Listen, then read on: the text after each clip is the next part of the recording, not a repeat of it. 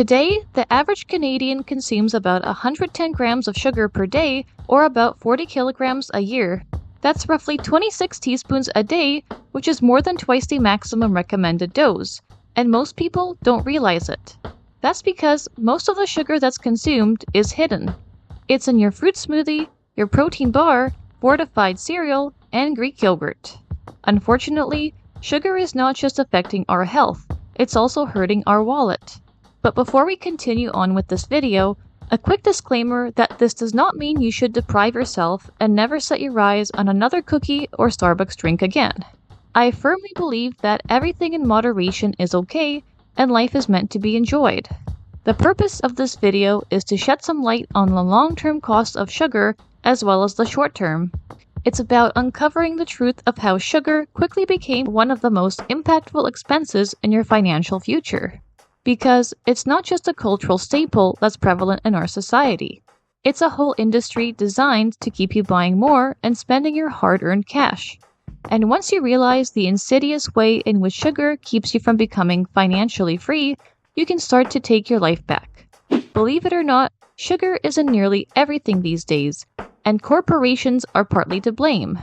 A big reason it's added to food is to improve the taste, particularly for something bland such as oatmeal, yogurt, or salad dressing.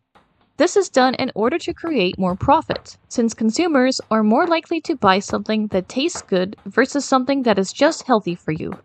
Let's start by looking at the grocery aisles, particularly in the natural foods section.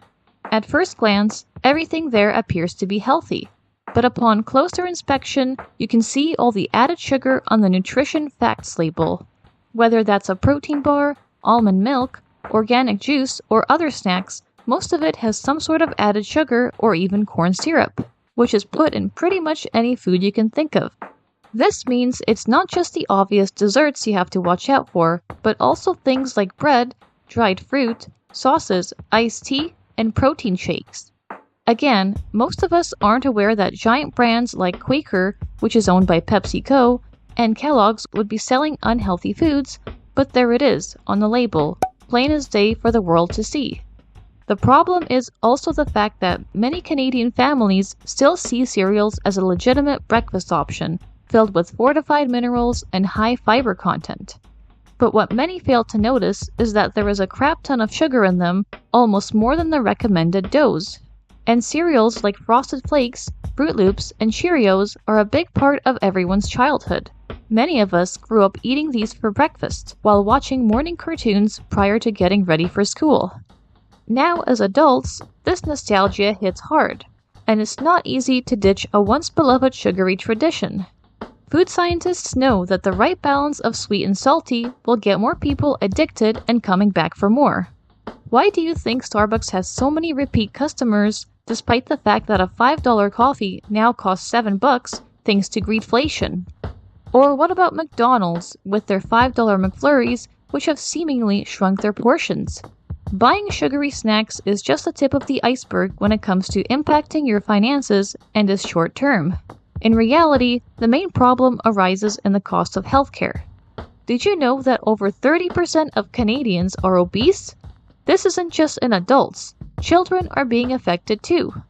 According to the Government of Canada, among youth aged 5 to 17, nearly 1 in 3 were classified in the overweight or obese range.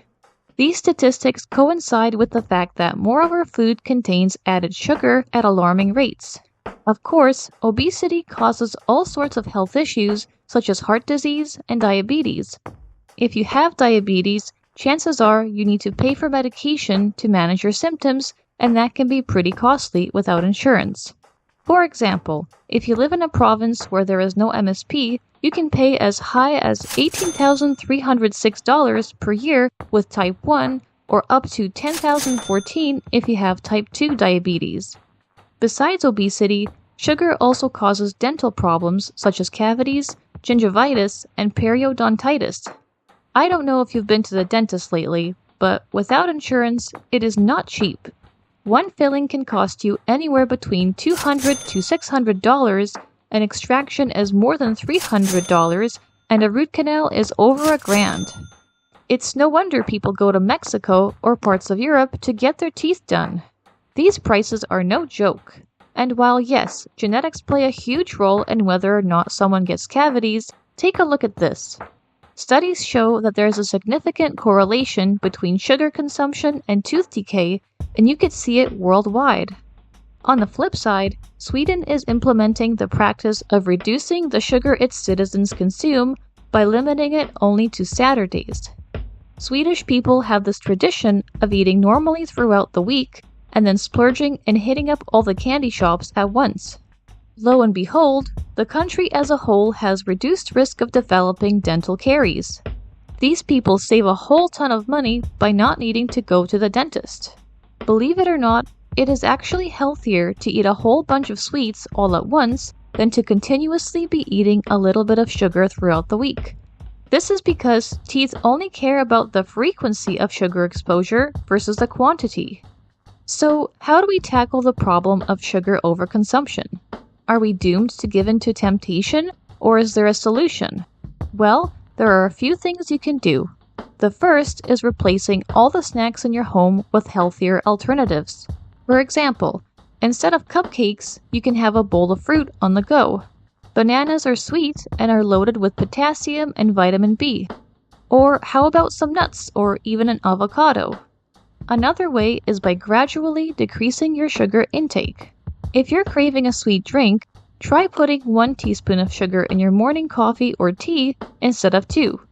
Do that for a week and see how you do. Chances are you will feel okay after some time. This goes for coffee shops as well. Next time you order that fancy frappuccino, try asking for it to be made half sweet, as most of the time, baristas can just add less syrup.